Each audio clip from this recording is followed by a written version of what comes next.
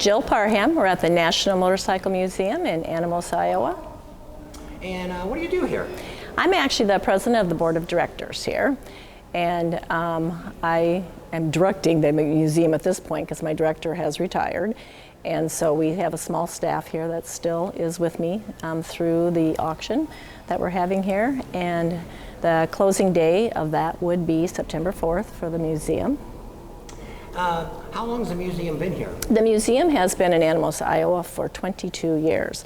It started off downtown on Main Street, and after 200 bikes were packed in there, my husband, John Parham, decided that we needed to move to a bigger building. And so we had owned this building, which was the old Walmart, and had leased it to J&P Cycles to do their tire warehouse. And he threw them out and brought the museum in here. And so at that point in time, we still only had, like 250 motorcycles. And so that was in 2010. And so at that point in time, my husband was kind of, I call it possessed or obsessed or whatever it was, but then he really started growing his collection, and so a fair amount of the bikes that were in here was his collection. And so we got to a point of having over 500 bikes between his collection, bikes that were donated to the museum, bikes that came in on loan to the museum, and just wanted to be on display for a period of time. It depends on if they came for a year or some left them till just recently, And so then he started buying memorabilia, and we started doing the walls and built the board track that sits behind me right in here in the building. Bought an old gas station, the Shell gas station that sits here to the left, and restored that, and just it continued and continued. And so he bought things on the American Picker shows, wherever he could get them, he bought them. So you've been in the motorcycle business for quite a while. What kind of started it all? Well, John Parham and I had founded J&P Cycles in 1979, and we actually ended up selling the company in 2001 and worked there for another 11 years. And so at that point in time, we put a lot more effort into this, and then unfortunately my husband got sick, and unfortunately he passed in 2017. And so I decided to try and run the museum for a minimum of 5 years, and it's been 6.5. And so I decided that it was time for me to turn the page and move on and retire. I've worked since I was 13 years old, so.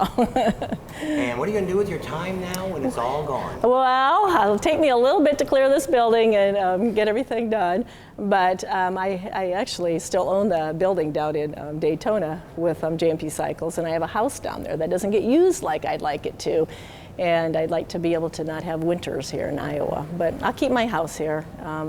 Iowa's part of my blood, and so I've lived here all my life, and so.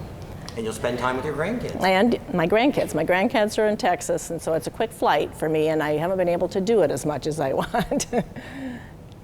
Okay, so we'll take a stroll around the museum, and what's the dates for the auction? The dates for the auction are the 6th through the 9th. September 6th is a preview day where people can come in and look at the bikes that are up on the platforms, and they'll leave the bikes in place and put a big tent out on the grass area out there to the east, and they will just have a big screen TV when they auction the bikes off, and they'll leave them in place, and the memorabilia will stay in place also. So the museum will be intact at that time, and so you can come in September 6th and preview, and you can go online to meekum.com if you want to get a bidding pass, and then they'll do the memorabilia on the 7th, and the bikes on the 8th and the 9th. John, in our early years of marriage, we were married 43 years, he was always thinking about what he was going to do for a motorcycle. And so he had, he started off with a little 65 Honda, that was his first, then he went to a 250 Kawasaki, then he rode home a 750 Honda in a snowstorm that was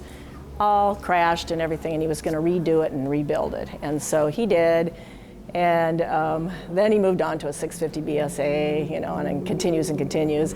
Anyway, years later, after he had sold the 750 Honda, the guy called him and wanted to sell it back to him. And so it's in the museum and it's up on auction block. And so we rode this a lot, and so it was one of his first bikes, and he truly loved it. So this room that we're in now at the National Motorcycle Museum is called the Best of the Best, and it was bikes that were favorites of John's that he owned, and most of these will be in the auction. There's only one in this room that won't be, and that's the 1955 Panhead. I'm taking that home at some point, along with 10 other bikes that I kept of John's. But this Curtis, I think, will be one of the highlights of the auction. John's, I can't even tell you how long John's owned it. Isn't that terrible? Because he didn't always tell me when he was buying those bikes. He'd just bring them home, and then all of a sudden it'd be here. So, but that was one of his favorites. And the Bruff Superior behind me, that'll be another one that was one of his favorites. This Panhead, we call this the J&P Cycle bike because John and I in 1980 got our income tax money of $2,500, which was big, and that was the most money we've ever had in our life. And we decided to buy this Panhead. So we went all the way to Indiana. I didn't have any money for a hotel or anything, and stayed in a van and went to the guy's house to pick up the Panhead. And he said, well, you misunderstood. It's supposed to be $3,000. He let us give him a check that wasn't any good, knowing it wasn't any good. and he held it for a couple of weeks, and we brought this 55 Panhead home, and we rode it a lot together. And then it ended up being in a fire. When J&P had a fire in 1984, it burnt up, and he restored it. And then in 1992, when we were really hurting for business with J&P Cycles, as we were growing almost too fast, we had to sell it to get payroll money. And so we sold it for $10,000. And the guy that we sold it to saved it for us and sold it back to us 2 years later for $20,000. So this is kind of a history piece. And we call it the J&P bike because of that, because it's how J&P survived, for a little bit. And so I will take this one home and I'll save it for my family. So that's a history bike that we have. But the bike that you see up there on the banner is a 1911 Merkel, and I have that at home. I'm keeping that one also.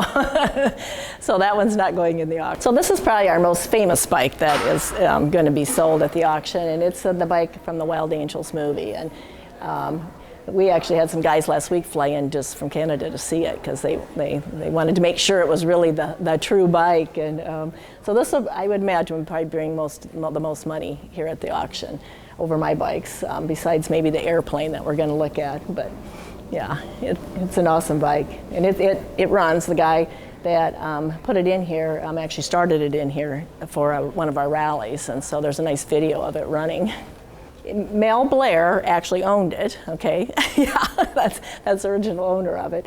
And, Dave did a lot of work to it to get it to where it's at today, with all the parts and stuff. But, and he's got its authentication that Mel Blair had it, so, yeah. So these guys from Canada, they were like, I let them even sit on it last week. I know we don't let that happen, but I did, and so hopefully they'll come back and that'll be their owner. Before John passed, there was a friend of ours up in the Minneapolis area that told us about this airplane that was in storage, and he said, I think you guys would be interested in it.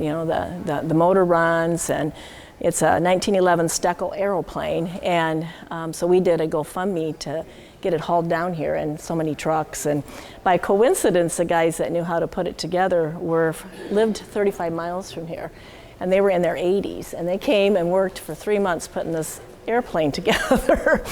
And so we just made a display out of it with the early American transportation innovation area with the early bikes, and so it's for sale. It's going up on the auction block, and I don't know who's going to own this, but there would be the airplane museums have been very interested in them, of course, but I don't know how they're going to get it apart to get it out of here. Those 80-year-old guys probably aren't around. Well, I don't know, and I don't know if they're going to want to do it again.